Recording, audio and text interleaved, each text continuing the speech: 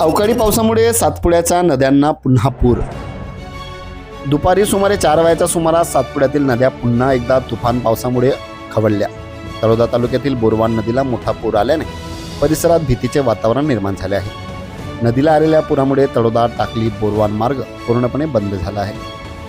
बोरवान नदीवर पूर नसल्याने या मार्गावरील वाहतूक ठप्प झाली असून नागरिकांना मोठ्या अडचणींना सामोरे जावे लागत आहे. शेतकरी, विद्यार्थी तसेच रुग्णवाहिका वाहतूक यावरही परिणाम झाला आहे.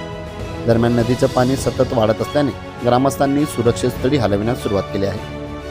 स्थानिक ग्रामस्थांनी शासनाकडे तातडीने बोरवान नदीवर कायमस्वरूपी पूल उभारण्याची मागणी केली आहे. त्यांचा संताप असा की दरवर्षी पावसाळ्यात हीच परिस्थिती निर्माण होते आणि प्रशासन मात्र केवळ आश्वासनावर थांबतं.